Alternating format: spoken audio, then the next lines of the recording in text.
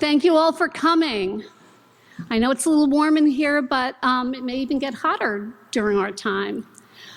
The Piermont Democratic Committee hosts these forums so that community members have an informed voice when they get to the voting booth.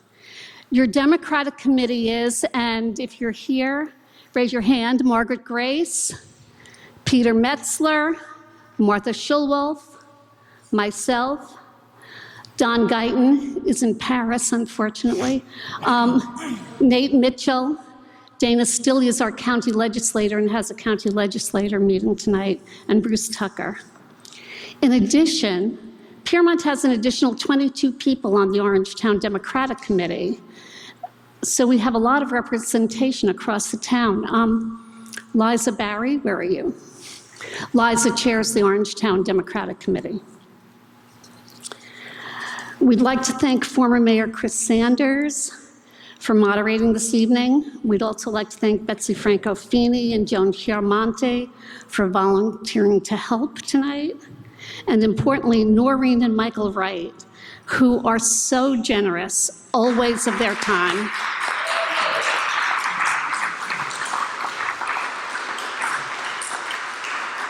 As well as Talad. Talad runs this wonderful building. So there's much noise about national candidates and national politics in general, but here in Piermont, we may be small, but we are mighty.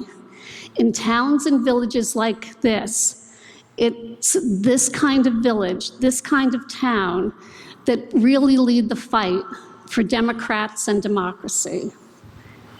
Here in Piermont, we have approximately 1,035 Democrats and 530 independents.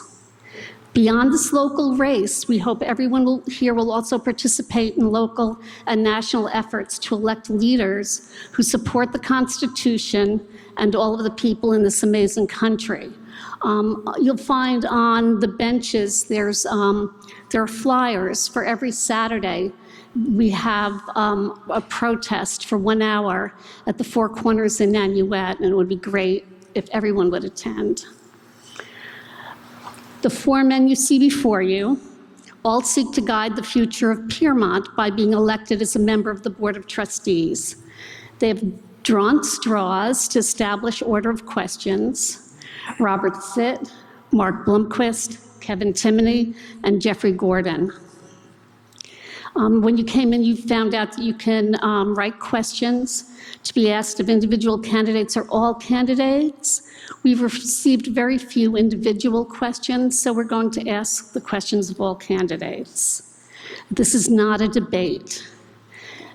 At the end, they'll have 2 minutes to summarize their thoughts and can react to anything that has been said. Chris may take the opportunity to ask for clarifications from candidates if needed. So now, it's Chris.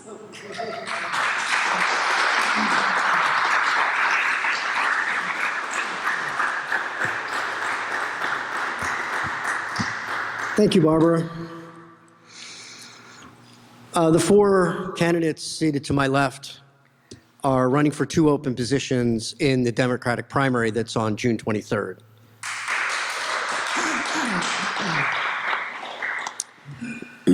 And I know there's been a lot of vitriol online over the past few years on members of our various boards, whether it be planning or zoning or our board of trustees.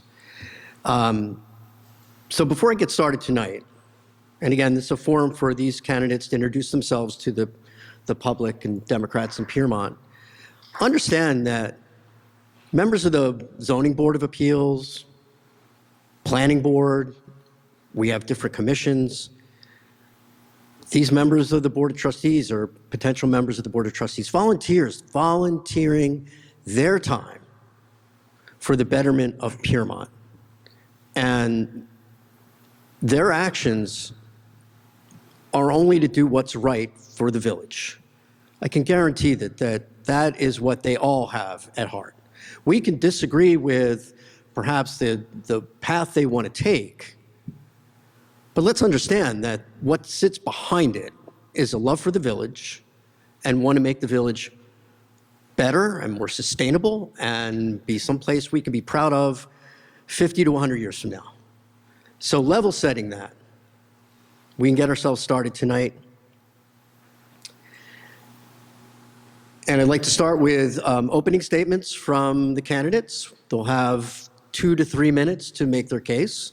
And then we'll start by asking the questions that came from the audience. And you can continue to add questions as well during tonight. We want to try to wrap up by 8:30. It's an early morning for me as well as some others, and we're all going to start falling asleep up here, which is not a good visual.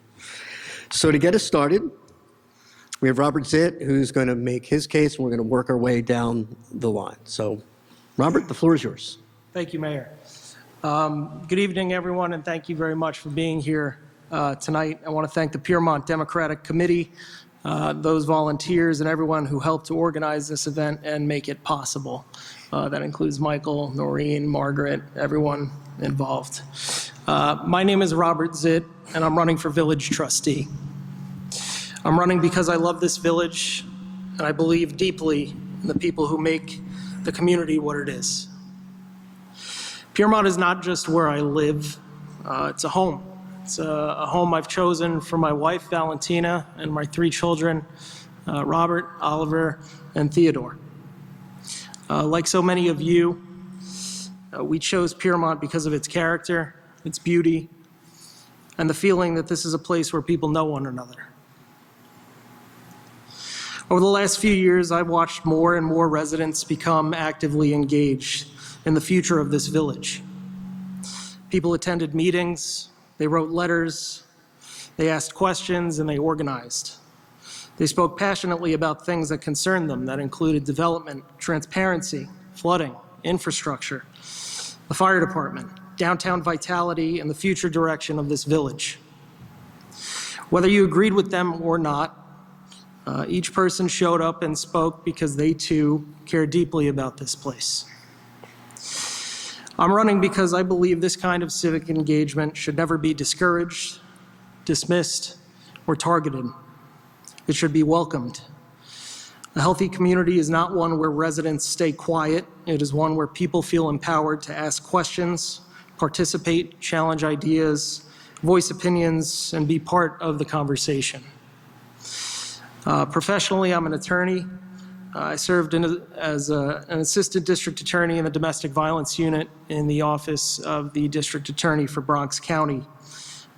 Since then, I've had the privilege of representing individuals, families, businesses, planning boards, zoning boards, nonprofits, municipalities, and community organizations.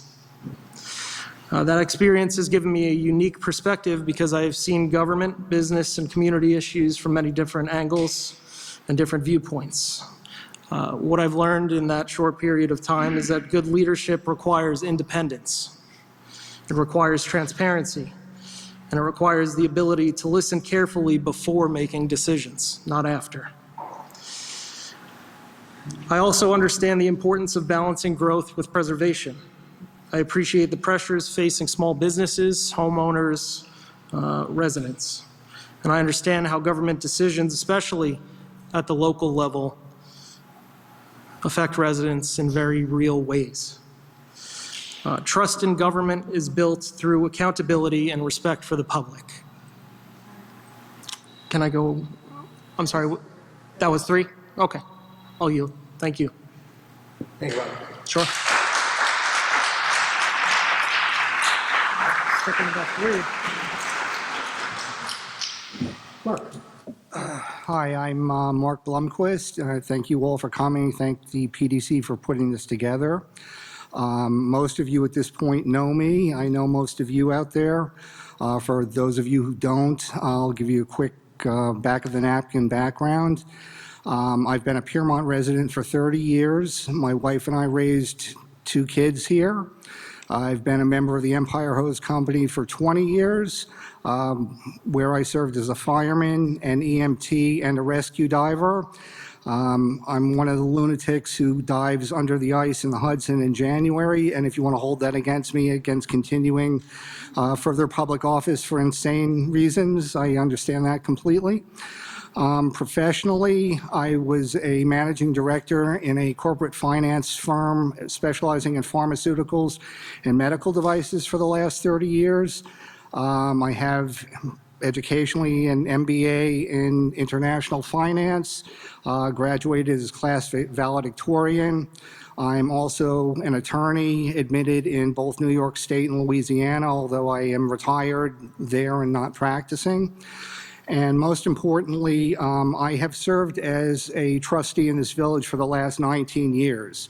I've been reelected 8 times, so I know the job pretty well, and I think most of you know that I know the job pretty well. I've also served as deputy mayor for the last 18 years under 3 separate administrations. My focus has always been, more than anything else, on the pocketbook issues.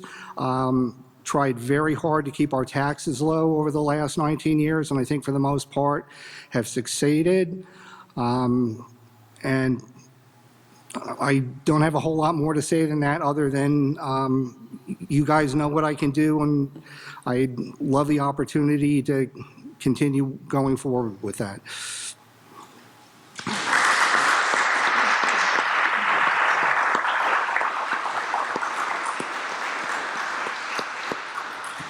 Kevin. Thank you. Well, good evening, everyone, and thank you for being here tonight. For those of you who may not know me, my name is Kevin Timoney. My husband and Brian and I are raising our daughter Harper here in Piermont. And like so many of you, we chose this village because there truly is nowhere else like it. Piermont is a special place. It's where people at the farmer's market, conversations on the sidewalk, kids running through Flywheel Park, neighbors showing up for one another, and the feeling that this village is just not where we live, it's home.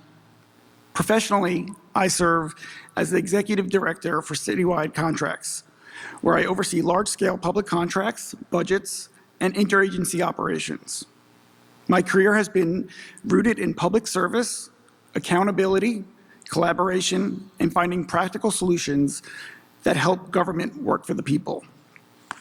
Locally, I serve on the Piermont Zoning Board of Appeals, where I've had the opportunity to work through important issues thoughtfully, collaboratively, while balancing the needs of residents and the character of our village. I've also started the BTND Run Club here in Piermont, which has become a fun and meaningful way to bring neighbors together to build a community beyond meetings and agendas, where we can discuss topics like parking, the cyclists, and the downtown events. I'm running for trustee because I care deeply about Piermont's future. I want to help strengthen the character of this village while also making sure that we're planning responsibly, communicating openly, and governing thoughtfully. I also believe a strong board benefits from hearing different perspectives and voices at the table. A healthy community does not require everyone to think the same way. It requires people who are willing to listen to one another, work respectfully together, and stay focused on what's best for Piermont. I've met many of you before this, and I've heard your ideas, your concerns, your hopes for Piermont's future, and I'm excited to continue these conversations. So thank you again for being here tonight, and I would be honored to earn your support.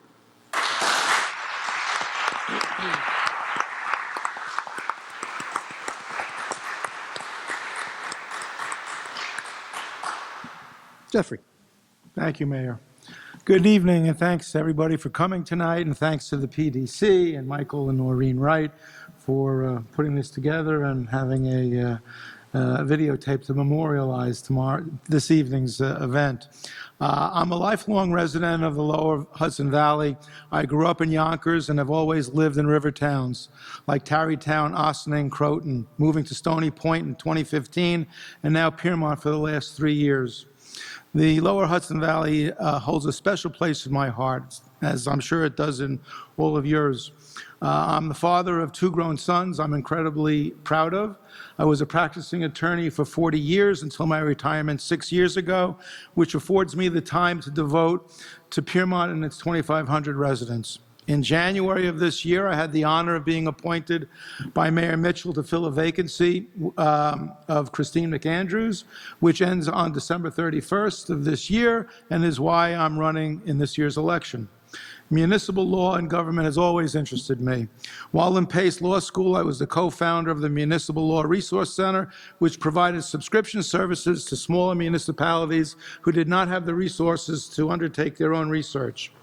While at the Resource Center, I prepared a feasibility study for residents residing in the unincorporated area of Rye who wanted to succeed and form their own village. Using that study, the village of Rybrook was formed in 1982, the first such village formation in over 50 years, and I'm very proud of that. That I had a significant part in that. I started my legal career as a municipal attorney for Portchester, Irvington, Briarcliff Manor, and Tarrytown. While representing Tarrytown, I prepared comprehensive legislation creating Tarrytown's Architectural Review Board, which was later adopted by the village and has been used by other historic municipalities up and down the Hudson River. I have provided that legislation to Mayor Mitchell and our village council to consider while we are in the process of recreating Piermont's own review board. In 1989, I opened my practice in New York City, maintaining it until 2020 with a focus on family and matrimonial law. For the last 8 years, I've sat on the board of Legal Services NYC, the country's largest nonprofit provider of free civil legal services to the indigent of New York City, serving more than 100,000 clients annually. For the last 6 years, I volunteer my time serving as a court-appointed divorce mediator for the New York State Supreme Court. I've spent my entire professional career in my volunteer endeavors in retirement in problem solving and dispute resolution, tools that are particularly invaluable at this crucial time in our village history. Because of that knowledge, experience, and background, I think I'm uniquely qualified to work as a trustee, and I'm asking for your vote in order to continue my service to all of the residents of Piermont. Thank you.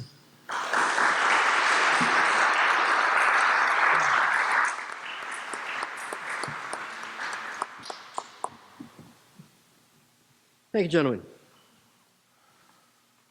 And my apologies, by the way. I realized I was not referring to you as Mr. Zitt, Mr. Blomquist, Mr. Timoney. First name's okay, right? Absolutely. Okay. It is Piermont after all. All right, we'll move on to the questions. And what I'd like to do is we'll keep the same format. Robert, I'll start with you for the first question. We'll walk down the line with the minute to answer. But then I'm going to rotate in. So, Mark, you'll get the second one. So hopefully everybody will have that opportunity to be the first one to start and then to build on those. So to get us started, for those who are serving on the Board of Trustees, what do you consider to be your biggest accomplishments, and why? Or for those not yet on the Board of Trustees, what do you consider your biggest contribution to Piermont, and what was the impact on the village? So, Robert? Sure. I'm not on the Board of Trustees. I think as many of you know, I've been involved the last few years in trying to get members of the public. Yeah, thank you. Thank you. I think can you ask the question again? I'm sorry. Yeah, sure. What do you consider your biggest Come on, contribution Rich. to Piermont? And what was that impact on the village? Okay. I think, frankly, my biggest impact or contribution to the village has probably been drumming up public participation. I think one of the biggest issues, at least from my perspective, is apathy. Apathy at the local level, apathy at the national level. We have the opportunity to encourage public participation, and that's one of the main reasons that I am running for village trustee. I think there's a responsibility owed to the public to get you involved, even if you don't necessarily want to be involved. Thank you. Mark, do you need it again, or are you good? Good. Okay. 1 minute. I would say I've got two real big accomplishments since I first became a trustee. When I was first elected, we were in the middle of negotiating a new police contract. And that went into arbitration and took 18 months before it was worked out. In a village this small, it's extremely important to have the trust of your department heads. And I've worked tirelessly to establish that. And I'm happy to say the last police contract that was signed, I negotiated in under 20 minutes, and it was for 5 years instead of 3. And I was also able to negotiate the last contract with our DPW, and that was done in about 2 hours. What else do I have here? Oh, the other thing, as I mentioned earlier, I've always had a focus on pocketbook issues. And one thing I've been very proud of is the fact that in almost every administration I've served with, our fund balance has grown significantly. For those of you who don't really understand what that is, it's akin to equity in a private company. Okay, sorry. We're good? Okay. Kevin, you need the question again, or are you okay? No, I'm okay. Okay. For the last 3 years, I've been on the zoning board, as I mentioned. It's a role that I take very seriously, where friends and neighbors are coming there, and you're going to have to make some tough decisions. You're going to have to look at the plans that they have, and you're going to have to thoughtfully and respectfully question them and go over everything. And these might be people that you see every day, but you might have to turn them down, but you're going to do it in a respectful way or ask questions and go over things to make sure that Piermont's character or anything, the zoning is staying in place. So I think doing that has made me become a better person, and something that I do want to do for the Board of Trustees. Also, the BT&D club that I mentioned, we meet outside Bunbury's every Sunday, where we then go get coffees. We're spending money at these local businesses. We put our children at Peace and Piermont afterwards. We go to the farmers market. So we're spending money in this with these small businesses to help the community. Thank you. Jeffrey? The first thing that comes to mind is really a group effort, and that's repealing the CBM zone and having that ridiculous fence removed, which is in the process of being removed. But I think the one thing that I can own is when I first got here and did some FOIL requests, I saw there was a whole bunch of missing minutes, documentation, and things of that nature. So what I did is I went out and I purchased my own video equipment and started videotaping. This period of time spans pre-trustee and currently as trustee. For the past year, I've been videotaping minutes, making sure that they got uploaded to the internet for everybody to view. It really didn't hit me until I was canvassing recently and knocked on the door of someone who was wheelchair bound. And when he found out that I was the individual who was videotaping the meetings, he got very emotional. And it really hit me at that point that what I was actually accomplishing with videotaping these meetings, that he would otherwise not be able to view or partake in village government. As a kind of a follow-up to that question, and we'll start with you, Mark. How would you encourage residents to be more active in village government? It's a very good question. It's hard when we're also pressed for time, but I would first encourage all of you, if you haven't done it, to join one of the village volunteer organizations, get to know your neighbors better, and really make some wonderful things happen. I can say there's nothing in the world that feels quite like saving somebody's life. It's an unbelievable experience. And then I would regularly look at the minutes. I don't know if I personally would have the patience to watch an entire videotape, especially having been there already of a trustees meeting, but I think that would be the best thing to do. Kevin? Thank you.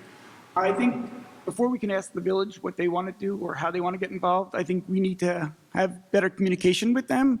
I know the board and Piermont is in the process of getting a new website, but I think we need to make sure that this website has communication so we can have all these activities. If someone wants to be interested in gardening, if someone wants to be interested in the community center, if they want to volunteer at the farmers market, anywhere, that all these resources are for them, and let's bring the resources to them instead of having them come to us. And that's essentially how I think we could help the community. Jeffrey? I know that at least for me, what got me involved, other than my background and interest in municipal law, was when I first got to the village and I did some investigations and saw a whole bunch of stuff that was going wrong, not getting done improperly, in violation of certain rules and state laws. That got me involved. And so it's easy for me to sit here and say, well, if there are problems with a particular municipality and you want to try to fix it, that's a good way to get involved. I'm hoping that while I'm on the board, that a lot of those issues that had existed when I came to the village are going to be remedied. So we'll have to find some other impetus to get people involved in the village, because hopefully it won't be to fix the wrongs that we're trying to right now. And Robert? How would you encourage residents to be more active in village government? Sure. Mark said everyone is busy, but I'm going to bring it back to the fact that there is no government that has an impact on residents like local government. You need to make the time as citizens to pay attention to what's going on. And in terms of making efforts to make greater outreach to residents, I think that there's some stuff that the village board can do, perhaps, weekly newsletters, including events, stuff like that. It's difficult to just kind of go off of Facebook these days because it's all over the place. I think if there were a controlled method to deliver what's going on in the village to the residents, I think that might be the most efficient way of handling it. Okay, thank you. All right, starting with you, Kevin, on this next question. Residents being the priority, how do we best balance with economic interests? And the follow-up here is like partying, noise, congestion, et cetera. I guess especially as we're coming into our busy tourism season. So can you repeat the question? Do my best. Residents being the priority, how do we balance with economic interests? I guess I would read into that a vital downtown. So I think our main issue is the parking, and we need to first address that. We have to figure out how we can get parking for our residents, but also get it for the people that want to come and spend money in our restaurants. And I think that is where we have to be creative with our ideas. Is it reaching out to Tallman and seeing if we can get a permit of parking there? Is it getting a bus that goes through downtown? But I think first we need to work on our parking situation in order to help the residents, because I think that's one of our main issues here. So I think once we can get parking under control, that's a first step for helping the residents and helping our downtown thrive. Okay. Jeff? Parking is a chronic problem. It's a tug of war between the interests of the residents and the business district, which needs parking in order to be successful. Focusing on one of the issues, noise control, which is a big complaint. Coincidentally, in the last board meeting, we had called in the owners of Trotta because adjacent landowners were claiming that there was noise pollution. They were having discos late into the evening. Complaints went unanswered. So we brought the owner of Trotta's in and basically, be a good neighbor, and we won't have to enforce our village code and our noise ordinance and cite you repeatedly. So, that's one way of handling it, is code enforcement. We have the codes on the books, like noise ordinance, and we just have to enforce it. Bicycling, we've just formed the traffic and parking committee. That's going to focus on bicycling, traffic, parking, and things of that nature. Thank you. Thank you. Robert? Sure. I think one thing that might advance at least the economic interests of the business owners in the village, as well as those private interests of the individual residents, is the formation of some type of working group between those businesses and also residents, landlords, representatives. This downtown business working group might be focused on things like storefront vacancies. I know that's something that's sort of a concern that continues to come up. Foot traffic, events, beautification. I think the village can take some initiative in terms of forming this working group and have it comprised of everyone who could contribute. And I think that might be an appropriate balance. Thank you. Mark? As I said earlier, I'm a 30-year resident. Parking was a problem when I moved in. It's a problem now.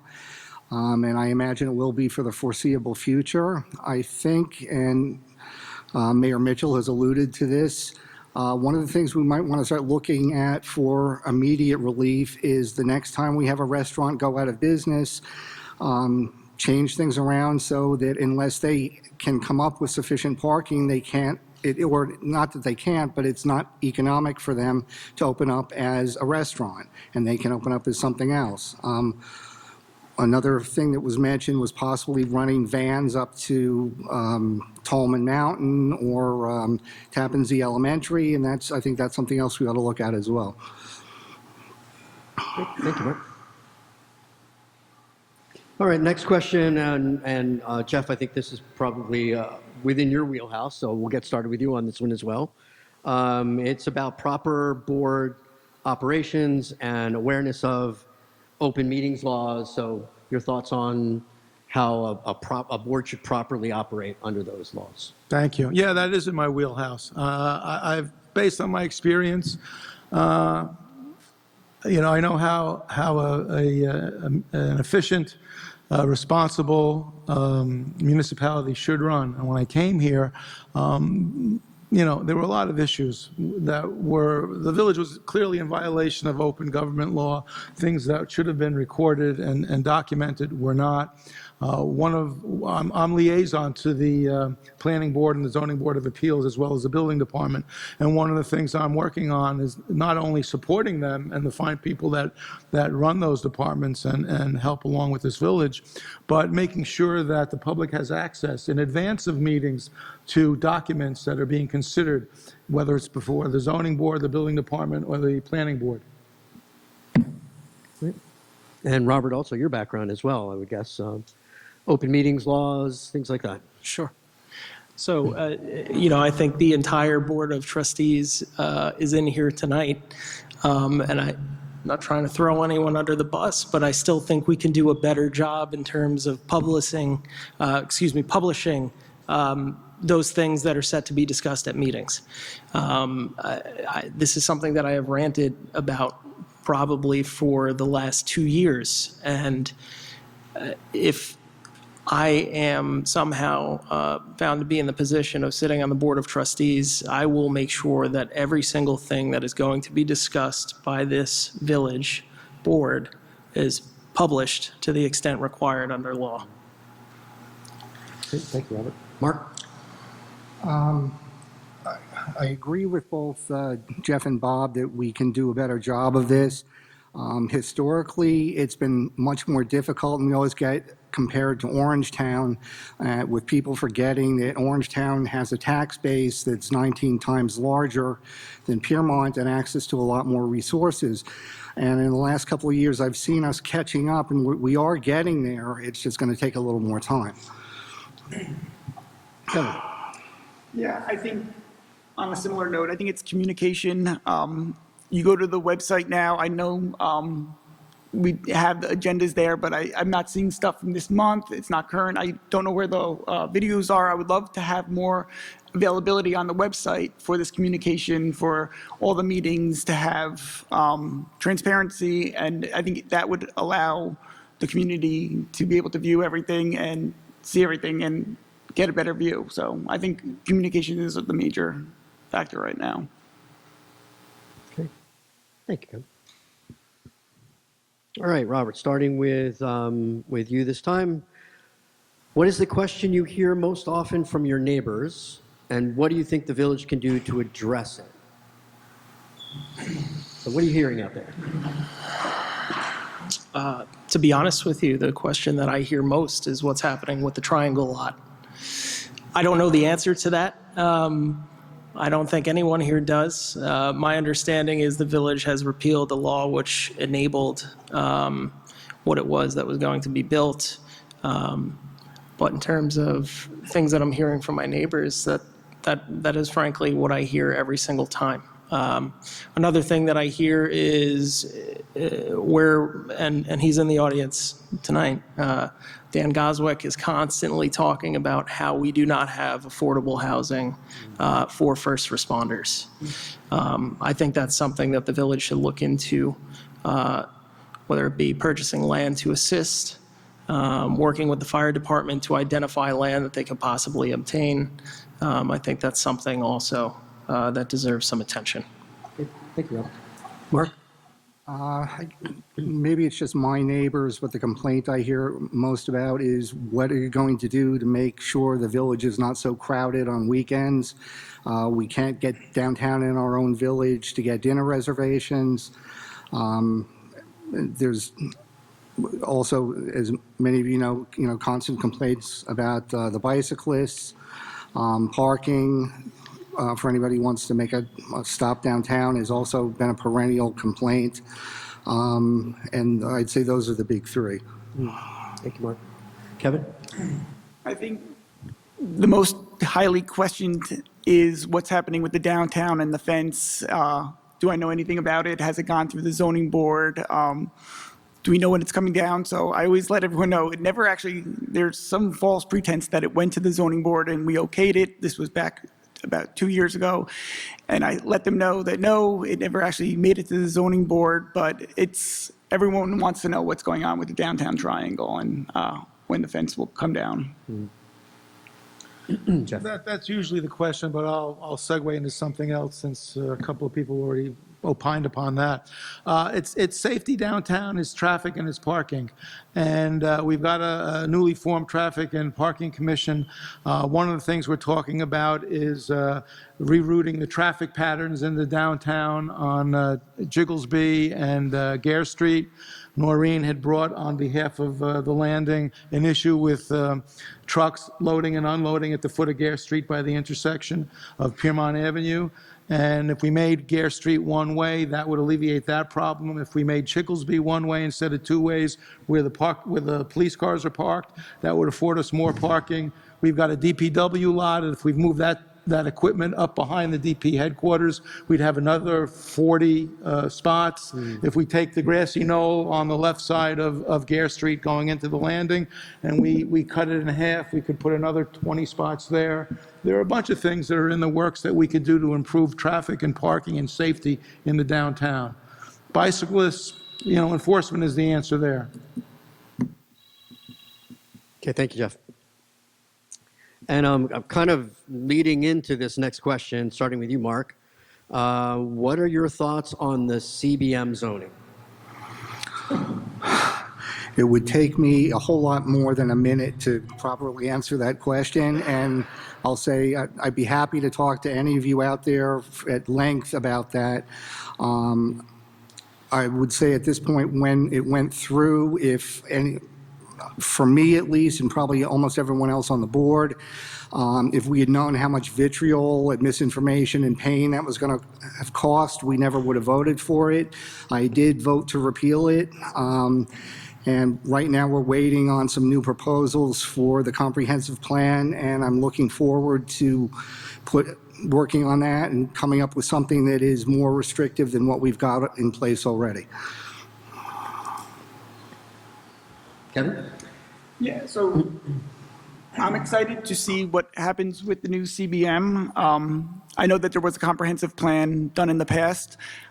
I know that we spent a lot of money on that, so I would hope that we can take stuff from that comprehensive plan, what we all agreed upon. I think the major issue that people had with the CBM and the comprehensive plan, all these issues, were there wasn't enough involvement. People didn't know about the meetings. They didn't know about what was going on. So I think starting from letting people know when these meetings are going to be happening, who's part of the comprehensive plan, who's part of, like, obviously the board of trustees for the CBM, but letting people know what's being involved and when they can go to these meetings, and there's full community engagement, I think would be very, the first step to making sure that we get a comprehensive plan. Jeff? The CBM was a mess. I lay the blame on that at the feet of conflicted village council. He was representing the village as well as one of the landowners of the triangular lot. Should have never had his fingerprints anywhere near the CBM, nor should he have been advising the village on the CBM. CBM has been repealed.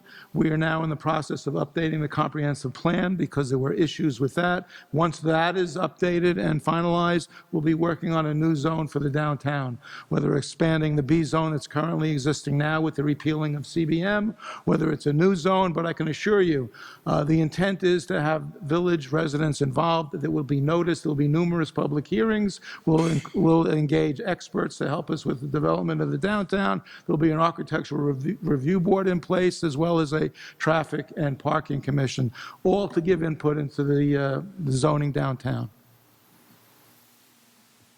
Thank you, Jeff. Robert? I think everyone knows how I feel about the CBM at this point. I think the biggest concern that I had, at least when I first looked at it, was that it essentially gutted the need for any type of a zoning board of appeals. It made things permissible as of right. It maximized developability in terms of floor area ratio and size and scope. I think the downtown is 95% of the reason why every single person in this room has moved into this village. It is a gem. Anything that goes up against that or threatens that is something that I will have an issue with and will fight to stop.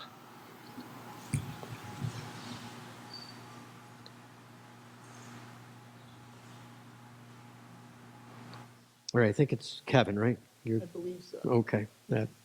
Looking at my list here. Preserve Piermont has posted and reposted vitriolic attacks on village residents and officials of differing opinions. How can you help get control of this damaging behavior so hard on our community? Yeah, let me run that by you again.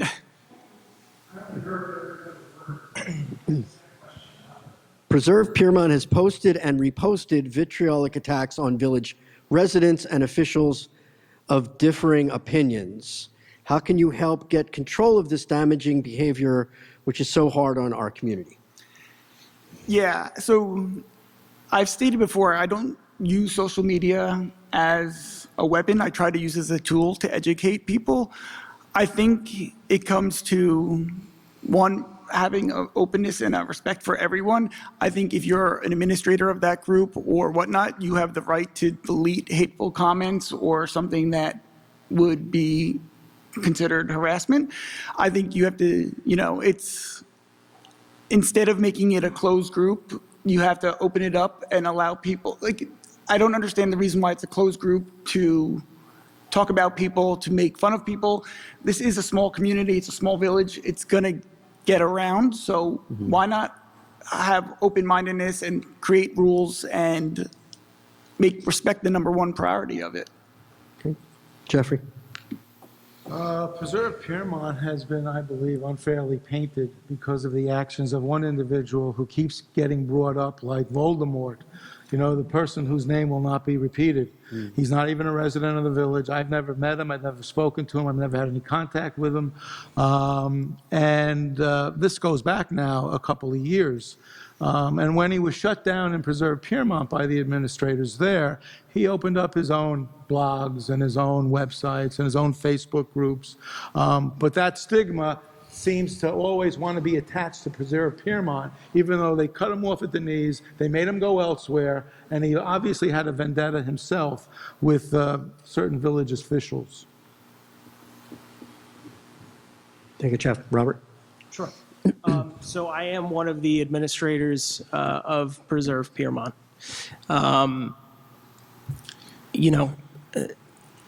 it was a tool in terms of bringing information to the residents who would otherwise not have that information. In terms of vitriol and hate and rhetoric and all of that stuff, this is social media. So as an administrator, I controlled that to the best extent that I could. There are rules for the page.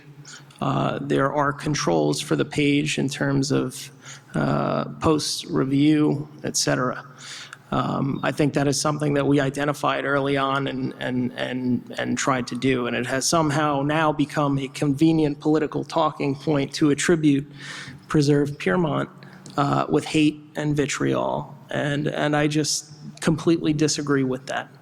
At the end of the day, I understand that there are volunteers and there are public officials who work for this village. Can I finish this? Mm-hmm. Thank you. But at the end of the day, you are a public official. It does not matter what is said. You put yourself in the spotlight, and it's fair game. And some people on social media take advantage of that. And I fully sympathize with those volunteers who had their pictures displayed, their names tossed around. I sympathize with that, and we have tried to control it to the best that we can. But at the end of the day, as a public official, this is America. You have the right to say what you would like about public officials in a public space. And I think that's something that also sort of gets brushed to the wayside. Mark? I would agree with Jeff. I mean, the principal problem with this was that the people that were stirring things up, lying, making things up, and making baseless accusations were non-residents, and they were just doing it to entertain themselves. There was some misinformation, which I think was regarding the way things worked with some of the board's decisions, but I do think some of that was, all of that was really just not understanding how things had evolved. And the best thing you can do is, try and shut that down the minute it starts by leaning on the administrators. But the problem is, once the cat's out of the bag, it's a genie that's very, very hard to put back in the bottle.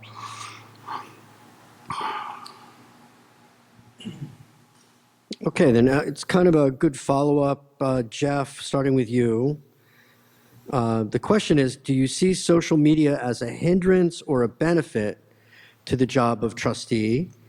And I think I'm going to tack on to that, if you're going to talk about a benefit, how? Let's get to the meat of that.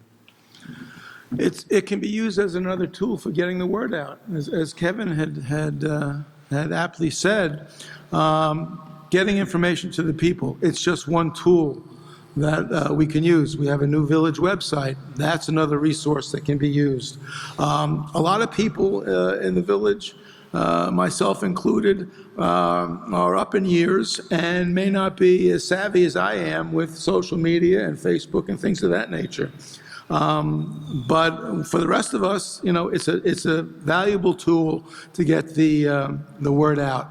And I think it's more valuable than it is a detriment, particularly if it's handled correctly, to inform the public and engage the public, which we try to do.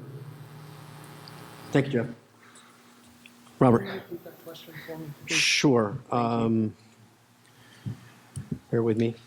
Here we go. Right. The question itself was, do you see social media as a hindrance or a benefit to the job of trustee? And I kind of tacked on, if you're going to talk about a benefit or even a hindrance, how? Sure. Is it that? I think social media is both a benefit and a hindrance. I think that, for example, even with this data center, right? Everyone there is incredibly well organized. You have people going to meetings. Everyone knows what's going on, and that trickles up, frankly, to the elected officials and those officials that are presiding over these things. Some officials, frankly, I don't think read anything.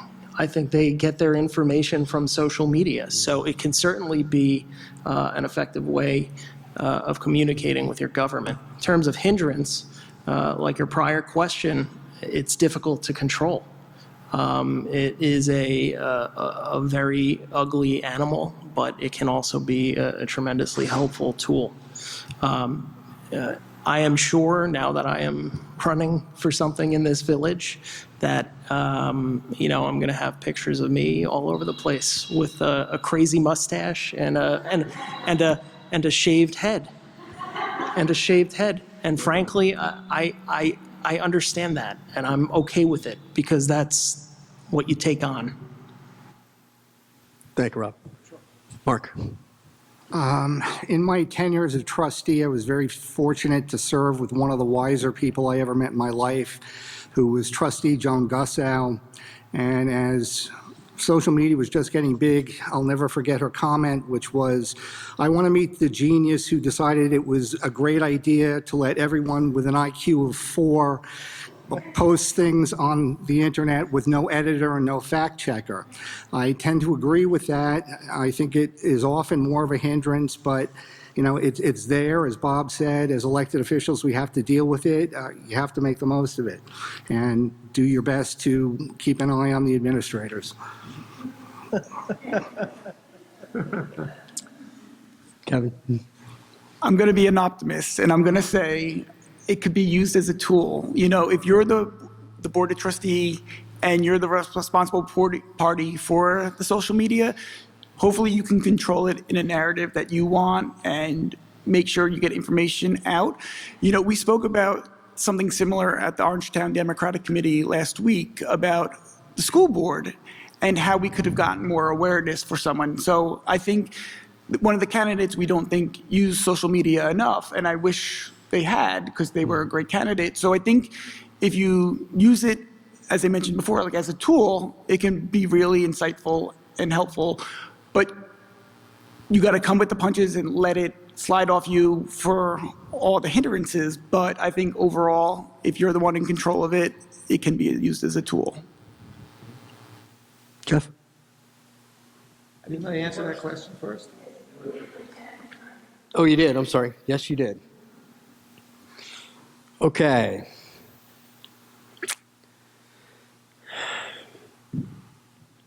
Oh, boy. Robert, yeah. Do you believe the current president is good for America? The current president is good for America. Did you get that into the mic the second time? I don't know. Sure. Do you believe the current president is good for America? I think the current president is good for half of America. I respect everyone's opinion, everyone's candidate of choice. Personally, I'm not looking to get involved in a debate on national politics at this moment. Are there things that I am dissatisfied with as an American? Are there things that I am worried about as an American?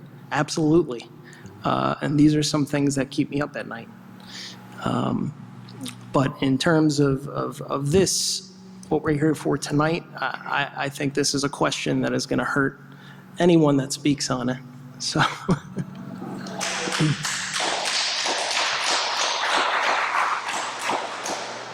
Going down the line, Mark. No. Okay.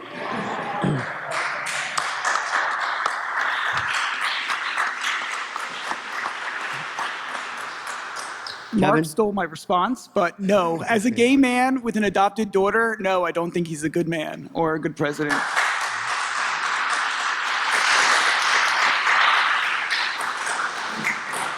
Yeah. There's very little, if anything, that could make me happy with President Trump. That he's done or plans on doing. Yeah, didn't quite catch that. Oh, I'm sorry. There's very little that I find redeeming in anything that he's done or said or plans to do. I feel like we're all on the same page, at least with regard to that. Now, that's not to say that I don't judge people, whether they're Republican or Democrat or independent or liberal or conservative. I judge people for who they are, not what their political affiliation is. Having said that, yeah, I have a problem with President Trump.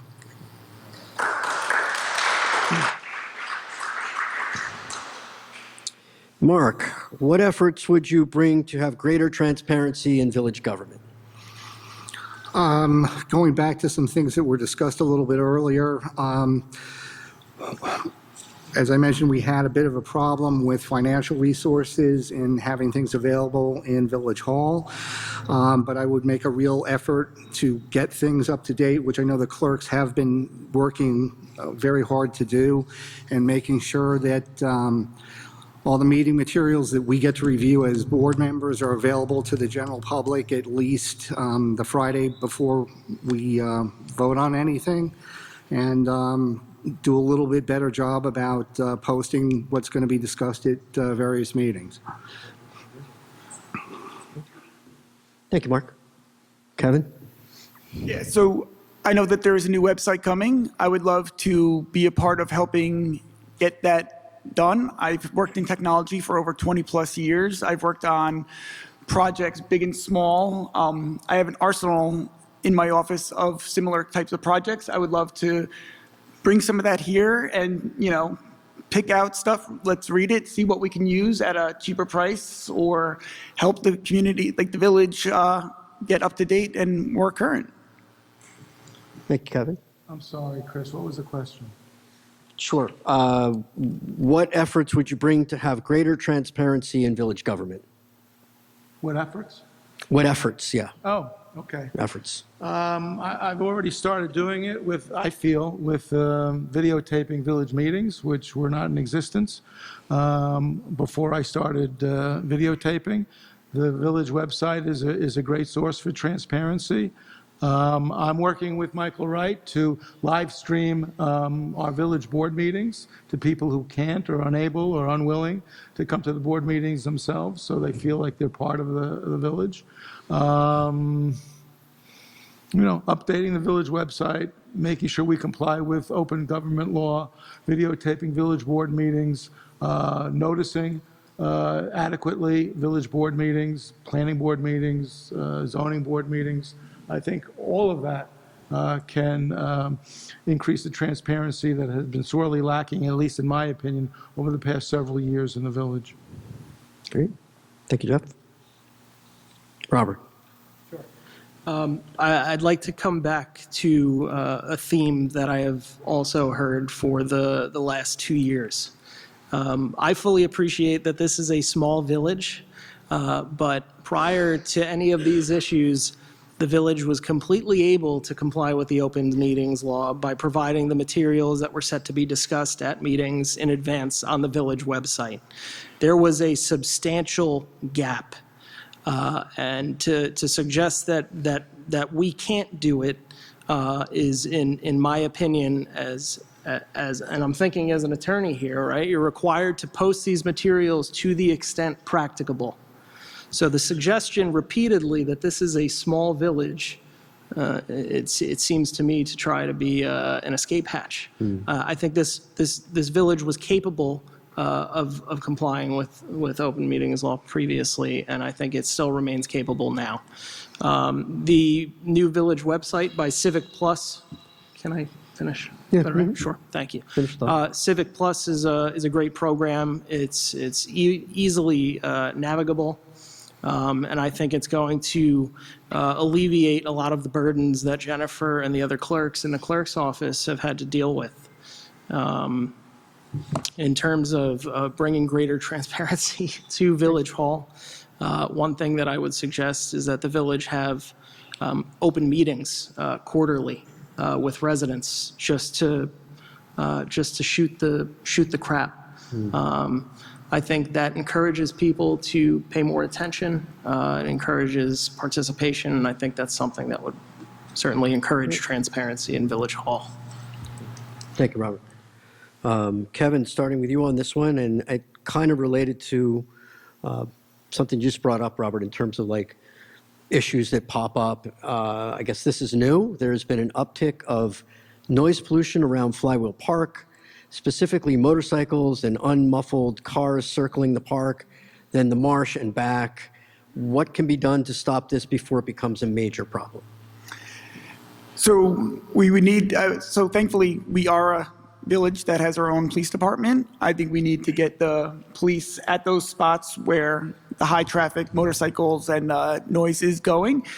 On those days where the weekends, beautiful evenings right now, and make sure that they're enforcing the rules and the laws of Piermont and making sure if it's motorcycles revving the engine, ticket them, making sure that they know that this is a place where there are a lot of children running around. There is restaurants right there.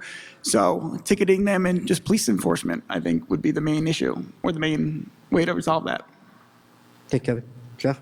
When it comes to noise pollution and violation of our noise ordinances, it's kind of easier to enforce it when you're dealing with a bar, a restaurant, a venue, than it is when you're dealing with a transient, very quick transient issue like a motorcycle or, a souped-up car with a loud muffler.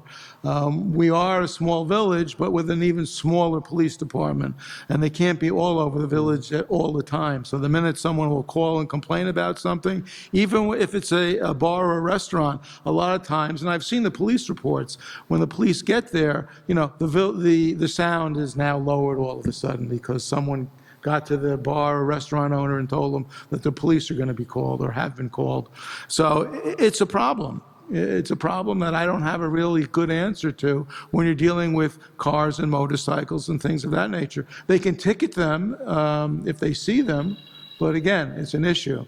We're a small village with a small police force with only a couple of officers on at any given time, and they've got a large area to cover, including Grandview, which we have a police contract with, is to provide them for services. And they've got to spend a certain amount of time on their tours down in Grandview, handling traffic and speeding down there.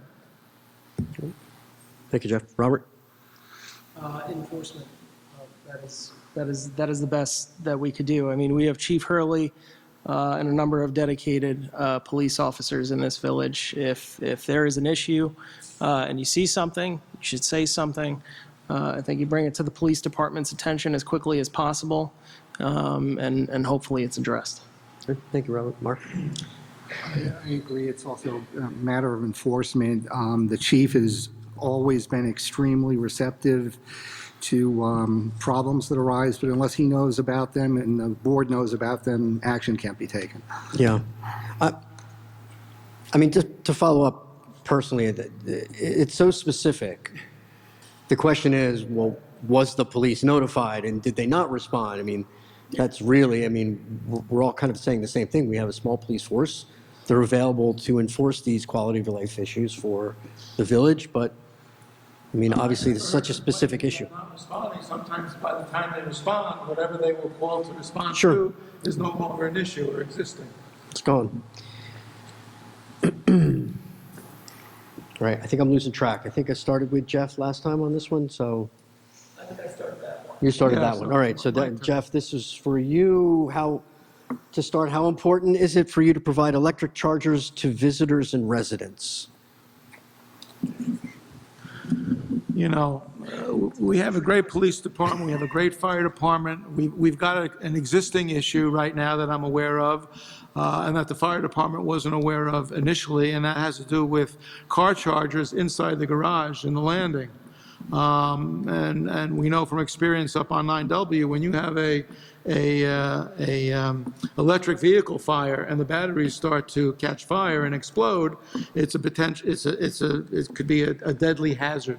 We have a potential hazard in the garage where we have chargers that are working and plugged into cars on the landing. With regard to outdoor, I don't think it's something that we should expand our possible liability and possible causes of fire in the village.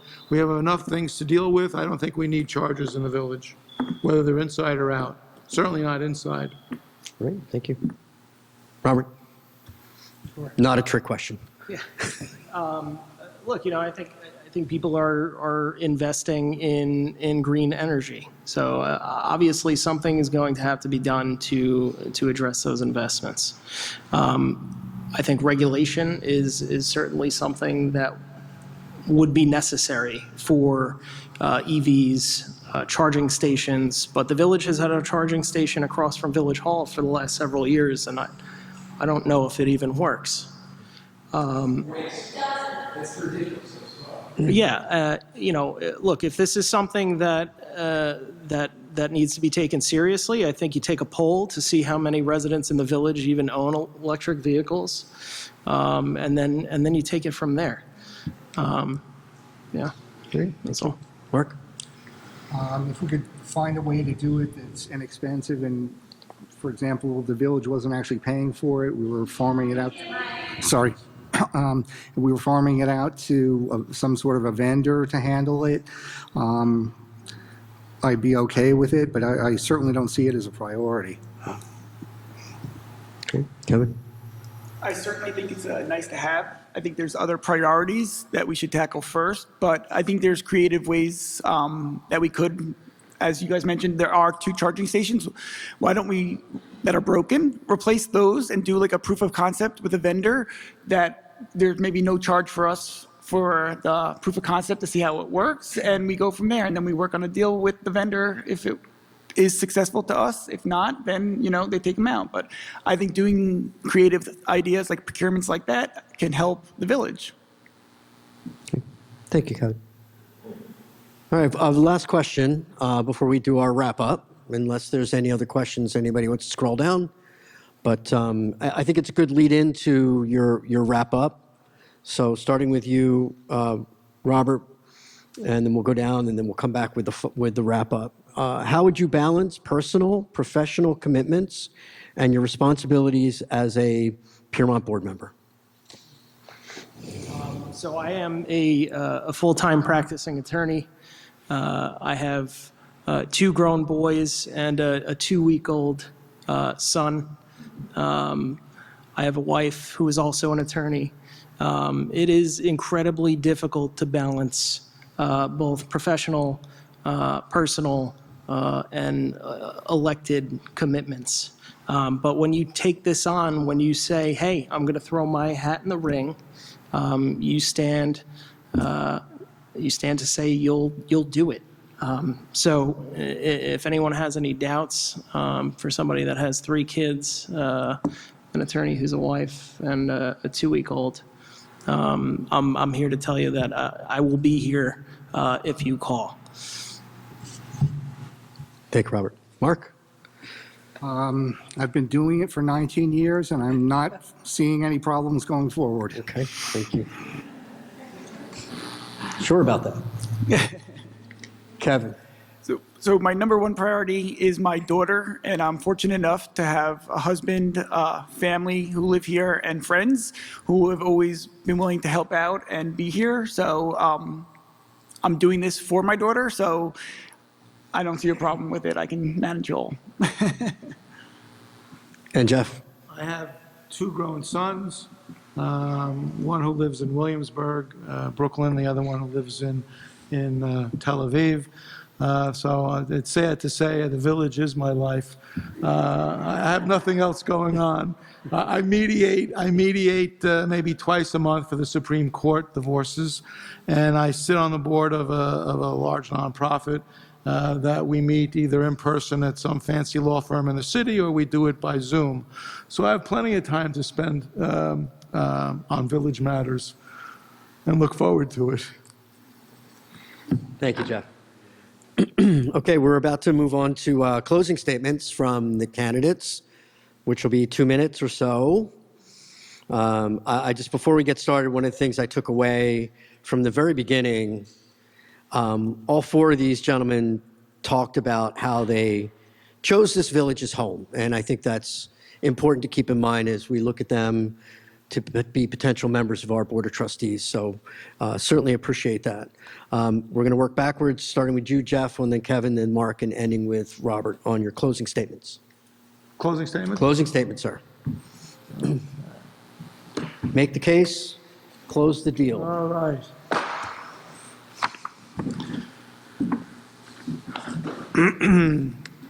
Bring up World War II, I'm going to kill you. Say? You bring up World War II, I'll kill you. Yeah. No. You're safe there. Even before being appointed to the Board of Trustees 5 months ago, I felt compelled to serve the village. I discovered through FOIL requests the lack of documentation and minutes of public meetings, particularly during a critical period of development in our history, in violation of state open government laws. To help fill the gap, I invested in AV equipment and began recording meetings myself. For over a year, I've made sure all recordings were uploaded to the internet where they can be viewed by the public. When faced with that ridiculous illegal fence downtown, I filed an appeal to the Zoning Board of Appeals in October of 2024. I was stonewalled by the then conflicted village attorney in that attempt to have the fence removed. As trustee, I've worked to repeal the illegal CBM zone, which was repealed at our last board meeting last week. I've also worked diligently to have that blight in our downtown removed, and as you've witnessed, that is happening as I speak. I'm working with Trustee Wright towards live streaming village board meetings for residents who cannot attend so they don't feel disenfranchised, but feel engaged and informed by their village. As trustee liaison to the building department and planning and zoning boards, I am committed to their support while at the same time ensuring that the public has timely access to relevant materials in advance of meetings to increase the awareness of projects being proposed.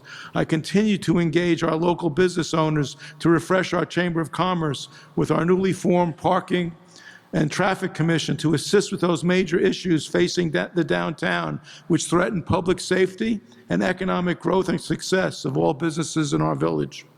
As your trustee, I've attended numerous government-sponsored programs, seminars, and workshops to further understand and better advise on the serious issues facing our village, such as zoning, development, traffic, parking, and the existential threats to our village of climate change. As trustee, I've met with residents on 9W since the group's inception to help get officials to focus on their plight and the dangerous life-taking conditions existing on 9W in Piermont and Upper Grandview. If elected to a full term, I promise to continue these efforts and others to support open government and engagement of our residents in the crafting of the future for Piermont that we all hope to build. Okay, Thank you. Thank you, Jeff.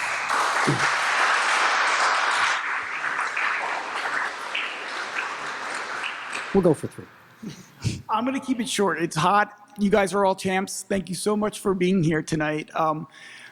I just want to say I want to be part of the zoning board, the Board of Trustees, because I want to be a voice for people who don't have one, who are maybe afraid to go up and speak at these meetings. I want to be able to give everyone a comfort and a respect that they all deserve as the village residents.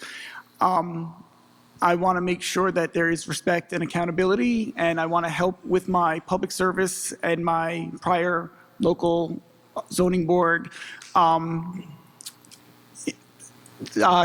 I want to be able to bring that all back here into the trustee position and make Piermont a place for the future for our children and a great place for us. So thank you.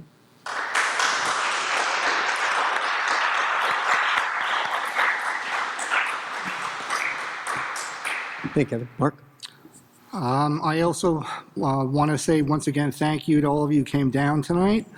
I would also like to say thank you to my fellow candidates here. You're all aware of the term an embarrassment of riches. What we've got here is an embarrassment of talent, and it's a real honor to be running against them. I'll make this part short. I'm the only one here running on a record. I've been doing this 19 years. I think I've done it really well. I know the job well, and I'd love the opportunity to do it for one more term. So thank you all.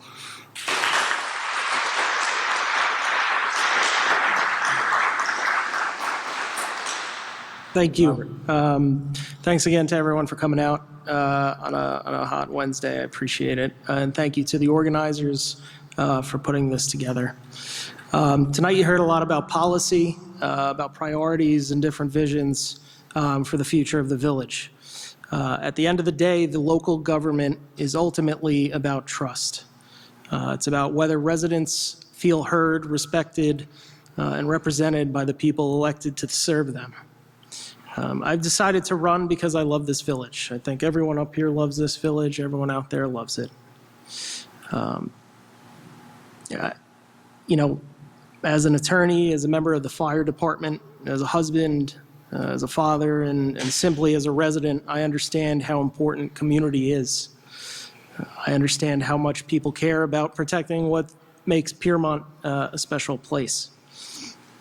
I'm not running because I think everything is broken. I'm running because I believe Piermont is something that's worth fighting for. I believe residents deserve independent leadership that listens, asks questions, and never loses sight of who government is supposed to serve. You may not always agree with me on things, but you will always know where I stand. I will always be accessible. I will always listen. And I will always put the residents of this village first. I would be honored to earn your support for Village Trustee. Thank you.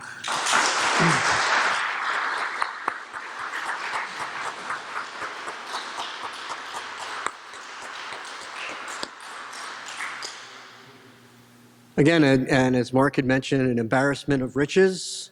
My appreciation, again, to the 4 candidates who are willing to take their time, put themselves out there to engage into the public sphere and serve this village. So hands for them, and we'll look forward to June 23rd and selecting 2 of these to be our candidates for Board of Trustees. So thank you very much.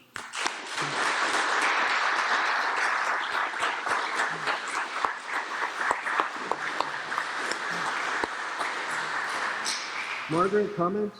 Yes, thank you. Thank you all so much for coming. And thank you all for coming. I mean, it's terrific to see you here tonight.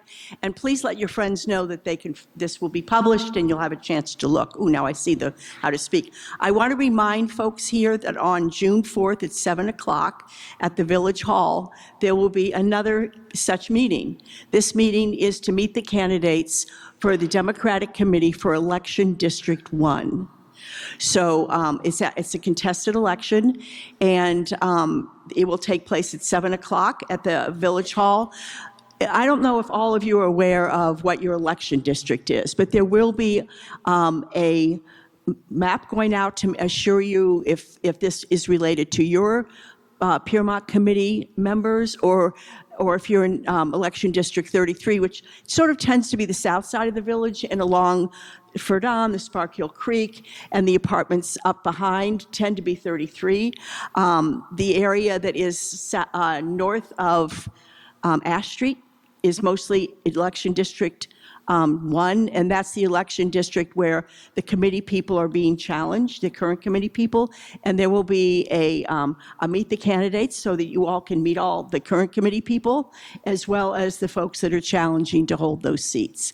And a lot of, I just have to say that already the internet is on fire about this. So it's really useful if you'd like to, because I know most committee people and possibly all committee people in Election District 1 don't respond to Facebook posts. So it's a really good opportunity to sort of hear person to person questions and concerns of the various candidates. So I highly recommend it for you all to come, especially if you're in Election District 1. So that, again, is on June 4th at 7 o'clock at the Village Hall. If you have any questions, you can contact any of us. Thank you all for coming. Thank you all for being here. And thank you. I want to thank Talad, and I want to thank the Wrights, Maureen and her husband, Michael, for setting this up for us. That was really great. And also Joan Chiaramonte, who came to help us organize the questions. And of course, Chris Sanders. Thank you.